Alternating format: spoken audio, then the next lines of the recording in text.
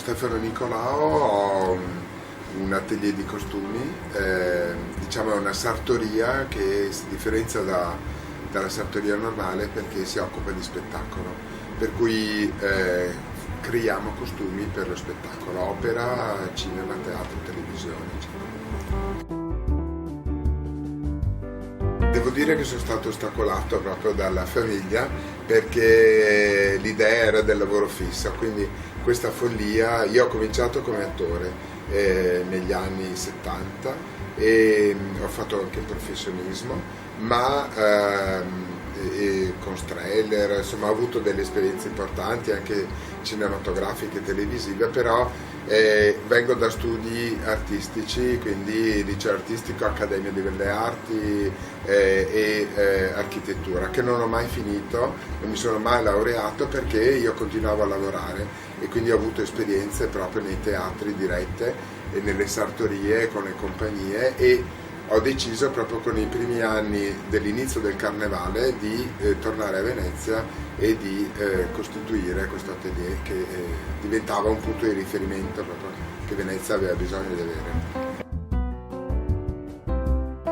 Si nasce a Venezia con dei cromosomi diversi, con un DNA particolare, e quindi poi io credo di rappresentare anche nei miei costumi e nelle mie creazioni quelli che sono i riflessi di Venezia, i colori, la seta che si avvicina al frusciare dell'acqua, cioè sono delle musiche, dei colori, delle materie che crescono in parallelo proprio con la città, e credo che non riuscirei a fare altro,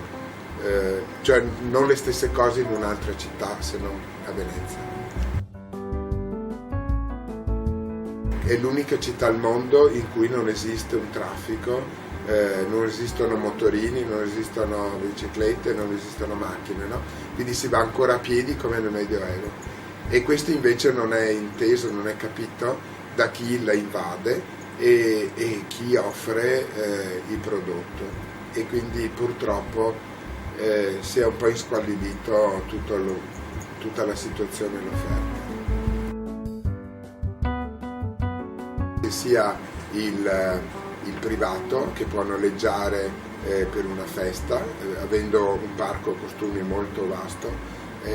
non c'è nessun problema a poter noleggiare e a vivere questa esperienza del costume,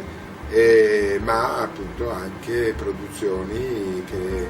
decidono di mettere in scena uno spettacolo, e quindi viene fatta anche una produzione nuova, vengono fatti nuovi, vengono creati anche a noleggio, e anche abbiamo un grande repertorio da sera, da uomo e da donna. Gli abiti sono quelli che ci raccontano la storia di una vita vissuta, mentre il costume si serve di questa esperienza dell'abito per ricostruire la storia di un personaggio e farlo vivere in quel tempo, no? Quindi il costume diventa la possibilità di ricadere in un'altra situazione, in un personaggio, in un carattere. Noi qui ne ho più di 10.000 in repertorio, considerando che ho cominciato nell'80, quindi sono tanti anni, quello che abbiamo è solo un quarto di quello che ho prodotto, quindi credo di aver fatto più di 50.000 abiti, costumi. Ho chiaramente uno staff che ho cresciuto in questi anni e che sto seguendo, e quindi io principalmente taglio e preparo anche le cose che non creo personalmente o che firmo io, perché molto spesso appunto c'è un costume designer che disegna, prepara, fa gli schizzi, i modelli, e poi io chiaramente bisogna entrare in sintonia e si va a realizzare quello che un altro ha pensato, quindi va tradotta anche la sua idea, la sua proposta, insomma. bisogna un po' perdersi, no? E non andare troppo in maniera troppo organizzata.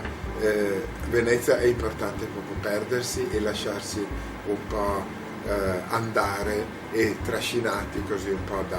dal sentimento. Quindi Venezia è ancora rimasta romantica nonostante tutto e quindi va vissuta così, e quindi si scopriranno ancora artigiani in alcune parti della città, si scopriranno che ancora c'è una vita e non è una città museo come